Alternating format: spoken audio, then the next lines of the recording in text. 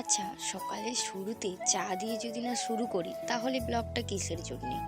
তো good morning everyone. আমার এই ছোটো মোটো ব্লগে তোমাদেরকে সবাইকে ওয়েলকাম। রাধে রাধে। তো সকালবেলা ঘুম থেকে উঠে আমি আগে চাটা বানিয়ে নিয়েছি।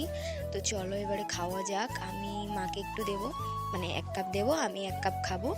আর সাথে আছে একটা পাউরুটি। তো মাকে দিয়ে দিই চাটা, দিয়ে আমরা চাটা খেয়ে এনজয় করি। সত্যি বলতে চাটা অনেক সুন্দর হয়েছিল। আর আমি চা করব সেটা সুন্দর হবে না?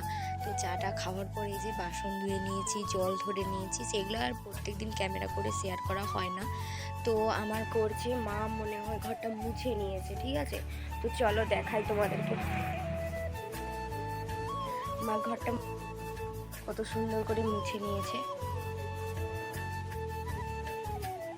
বিছানাটা শুধু এরকমই আছে, বিছানাটা একটু পরে আমি গুছিয়ে নেব। তো চলো আবার পরে দেখা হচ্ছে তোমাদের সাথে। এই যে জামা কাপড়গুলো মেলে ধুয়ে রেখে দিয়েছি, এইবারে খাওয়া যাবে মুড়ি। মুড়ি খেতে বসেছি। আর সত্যি বলতে বেগুন পোড়া দিয়ে আমি ফার্স্ট টাইম মুড়ি খাচ্ছি।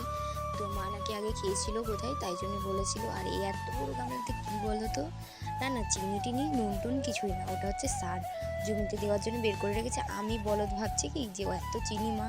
তারপর মা বললো যে যা উঠোনে ওই চালটা একটু মেলে দিয়ে আয়। আর এই দেখো ওয়েদারটা, উফ জাস্ট অসাধারণ। তোমরা দেখো, এই যে আমি স্নান করে নিয়েছি, স্নান করে চলেও এসেছি। তো চলো ভিডিওটা দেখতে থাকো।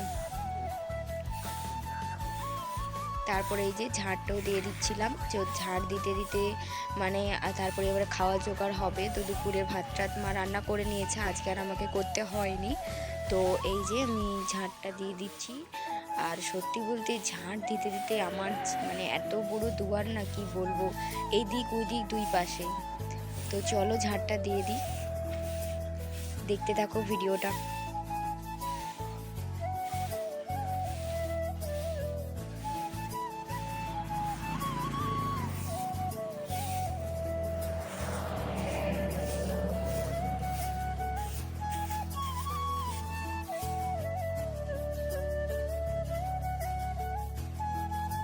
এই যে খাবার জোগাড় করে নিয়েছি। এই তো এই যে এখানে কি কি আছে দেখাই, তো চলো।